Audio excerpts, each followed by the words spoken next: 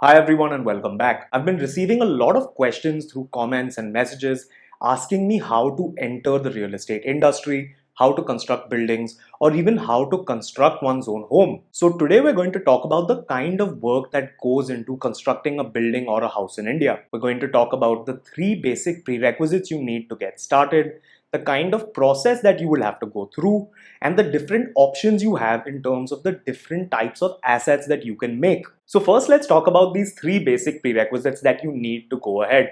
Ideally, you should have all these three in place before even thinking about starting the construction of a home or building. The first one is land, the second one is capital or money, and the third one is experience. Here, the experience could come through an architect or builder that you are working with to develop your land.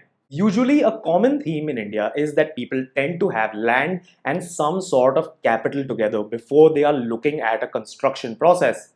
If you have the land and some capital in place, you can hire an experienced architect or consultant to guide you through the approvals and construction process. You can also take out a home construction loan to help you with this capital requirement. You will, however, have to put down some down payment, and the interest rates for these loans are quite high at around 7%. In some cases, you may also have to show approved plans to get this home construction loan sanctioned. You will also need capital to pay the architect for planning and the builder or contractor who is constructing the structure, and this payment may also be spread out through the process. Basically, before starting the construction and planning process, you have to be able to bring something to the table in terms of assets, whether that is in the form of land or capital. Ideally, you should have all these three things in place to be in a more secure position and to increase your chances of completing this project efficiently and quickly. Alright, so now let's talk about the basic process that you have to go through when you're planning to construct a building or a house. The first step here is planning. This is the stage where you plan out your structure completely as per the laws of a local governing or municipal body.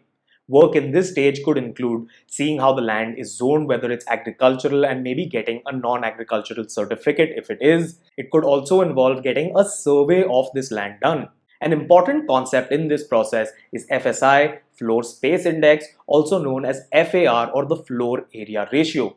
This is a number that basically tells you how much you can build given a particular plot area. An FAR or FSI of 2 would mean that for a 100 square meter plot, you can build a total of 200 square meters of built up area across all the floors of this property. This ratio varies greatly depending on where you are and is different for different parts of cities depending on things such as road access and zoning.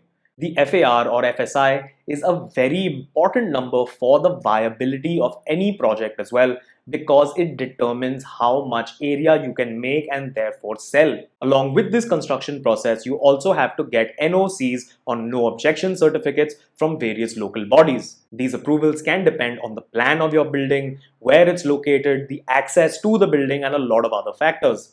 An example of this could be getting an NOC from the local electricity supply board or the local water supply company. The next step here would be tying up with a contractor for the actual construction of the structure. It is important to note that through this process, architects and contractors charge a set fee, which can also depend on the size of the plot and the amount of area being constructed. It is very important to have written contracts with timelines in place when it comes to the construction of a project. The cost of construction can depend on many things: where you are, the kind of materials you use, and the kind of fit and finish that you want on the finished property. That said, the construction cost for low-level RCC structures, that is cement and steel structures, can vary from between 1,000 to 5,000 rupees a square foot based on all the factors I mentioned before. Let's talk about the different types of assets that you can actually make. One type of asset that is quite common in India is a builder floor. A builder floor is a simple low-rise apartment building usually made by the builder in collaboration with a landowner. Usually each floor has only one unit, the costs are low, and there are no amenities to speak of. Based on listing data from aggregators, we can see that builder floors form the second largest market segment in Indian residential real estate after apartment units in a lot of cities. The low cost of construction and upkeep, along with the prevalence of these builder flow units, have made them a really popular option for people to rent or buy a home. Usually, the people that construct builder floors tend to live in one of the units and rent the rest out. They could also live in one unit and sell the rest off to pay up any construction or property related loans. The next option you have would be to make a shop. As we've spoken about before, rental yields for residential properties in India are quite low across cities, ranging from only 2 to 5%. Commercial yields on shops can be much higher. However, if you're looking to make a shop or commercial property, the location is very important, as only some locations might be suitable for this purpose. Further, land in commercial business or market districts in cities tends to be way more expensive because there is a demand from business owners who want to own their shops, and also the rental yields are much higher. Another option to look at in this case would be a joint venture or a joint development agreement with a builder.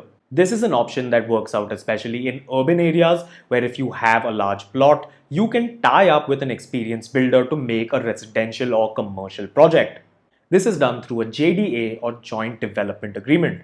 In this case, you would be trading your asset, the land, for capital and or inventory in the form of residential apartment units or office units for a commercial project.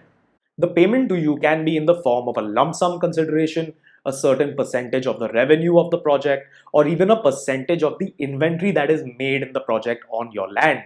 From the developer's side, the benefit here could be faster project completion since there is no capital and time required to acquire the land, and working capital is only needed for the construction of the project. However, JDAs or joint development agreements are usually very complex agreements, and it is very important to know the track record of the person you are going to be working with.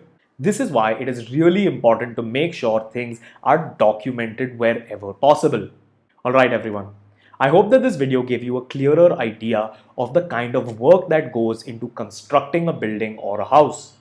If you enjoyed this video, please do drop a like, and if you'd like me to make more of these real estate 101 videos, please let me know in the comments below.